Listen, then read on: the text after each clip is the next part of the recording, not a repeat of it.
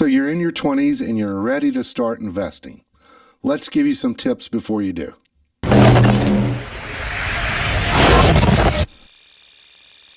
What is up? Hope you're having a great day. Everything's going your way. Thanks for stopping by. I'm Keith Wilson with Wilson Financial Advisors, here to, spread some financial, hopefully wisdom, give you some financial tips along your financial journey. So I tell you what, I have been getting a lot of calls lately from younger folks in their 20s, and they're wanting advice on how to start investing, right? And a lot of these people are asking, first of all, how much should I have in savings? Well, according to Fidelity, you should strive to have saved up 1 times your salary by age 30. So that'll kind of give you a barometer of where you are. So how are we going to reach that goal? Well, before investing, you should consider your financial situation and make sure your finances are in order. And in my opinion, there are some what I would call prerequisites before venturing into the investment world. But before we do that, get to that info, please take some time to hit that subscribe button below, ring that bell so you'll get notifications of when I post more videos concerning personal finance. I'd really appreciate it. Okay, first of all, do you have an emergency fund set up? Now, consider having 3 to 6 months of expenses in savings. Now, I'm not talking about an investment account, but just a regular savings account. And no, you won't make a lot of money in interest, but here's the thing. You would have easy access to it, and it would avoid market risk. This is important because you never know when expenses come up, like, car repairs or temporary loss of your job. You then can go into that emergency fund to get what you need instead of tapping into your investments. Second, do you have a lot of credit card debt? Now, if you are carrying a lot of credit card debt with, double-digit interest, then consider tackling this debt before investing. Third, watch your spending habits. Oh, we don't want to talk about this, do we? Yes, we do. Stick to some type of, a budget. Now, a good one to follow is what we call the 50-30-20 plan. 50% of your take-home pay should go towards the needs of your spending, like rent, mortgage, utilities, groceries, gas, all that other stuff, right?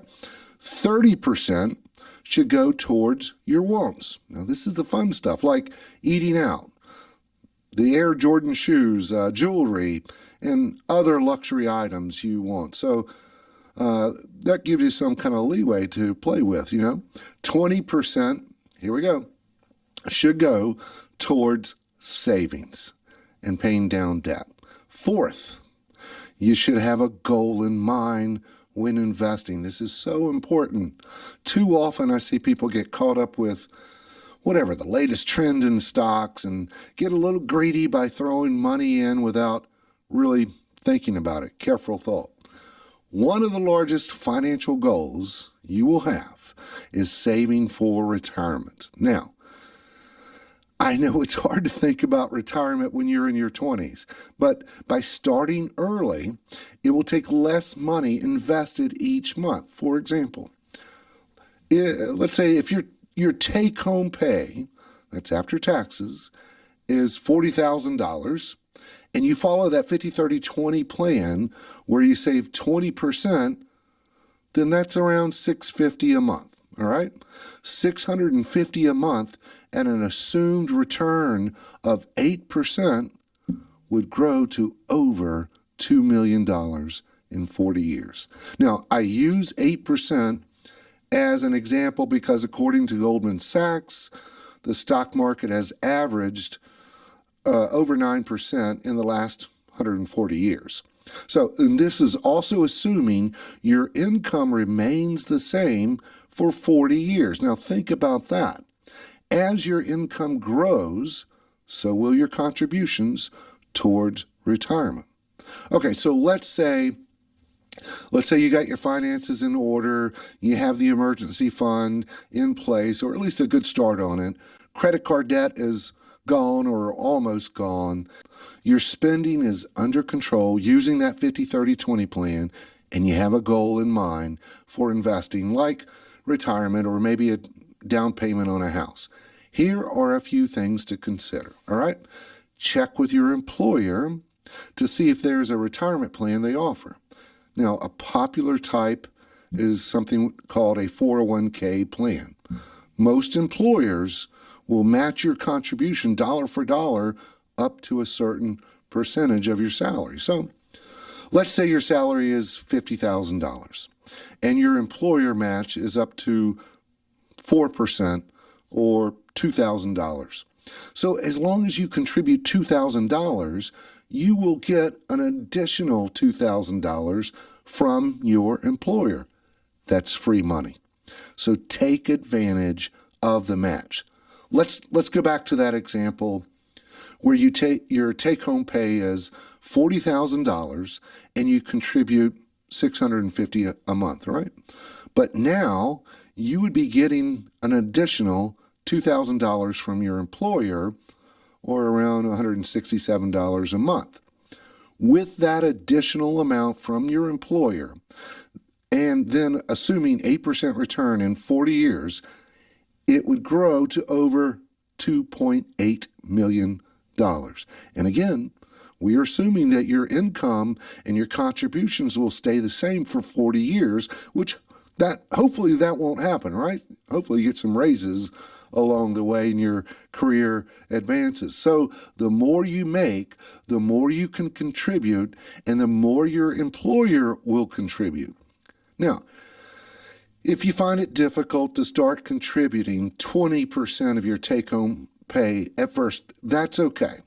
The main thing is to start.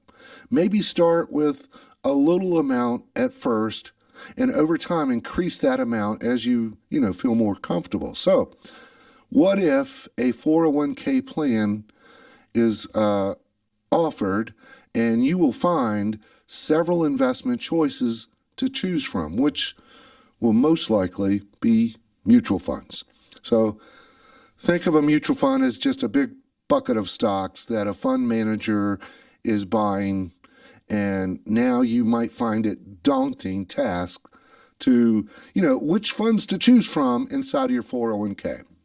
All right, most 401k plans have what is called a target date retirement fund.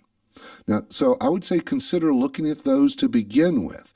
And if you plan on retiring in 40 years, all you do, just add 40 years to the current year. So for example, here we are in 2021, you would add 40 and come up with a target date fund of 2061. Now, usually, target date funds have 5-year increments, so choose one that is just the closest, like 2060 in this example. All right, well, a target date fund, what is it? A target date fund is allocated more aggressively in the earlier years, and as you get closer to that target date, it becomes more conservative. They're easy and convenient place to start, but as your retirement plan grows, then consider looking at other choices to become even more diversified. You can get into other sectors of the economy. What if your employer does not offer a retirement plan? Then consider, an IRA, which is an individual retirement account. And in 2021, you can contribute $6,000 per year as long as you have $6,000 in earnings. And so you can choose between a traditional IRA or a Roth IRA. We won't get into that with this video, but if your employer doesn't offer a 401k plan, consider that.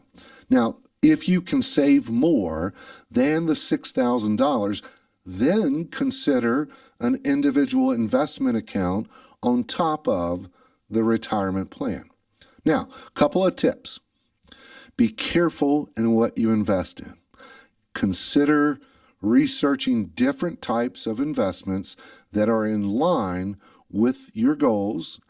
And please don't get caught up in the get rich quick mentality. You see, wealth is a mindset of patience, spending less, and making wise investment choices. I know you may be excited about venturing out into the investment world, and nowadays it's easy to start with all these investment apps out there, but investing takes time, patience, and research. The best tip that I could give someone in their 20s is to automate your savings. If somebody told me this when I was in my 20s, oh my gosh, game changer. So automate your savings. Simply have your contributions automatically taken out of your account each week or each month and go directly to your investment plan. So by automating your savings, you will create really a healthy habit and really won't even notice that it is coming out. I'll tell you this, once you get started, it becomes addictive in a good way. When you start seeing your wealth grow, you start paying more attention to it, and you most likely will want to add more and more to your savings. Now, following these guidelines may very well put you on the path of prosperity. Hope this helps. If you'd like to see more videos like this discussing personal finance, be sure to hit the subscribe button below. I'd really appreciate it. Thank you, and remember, be wise with your money.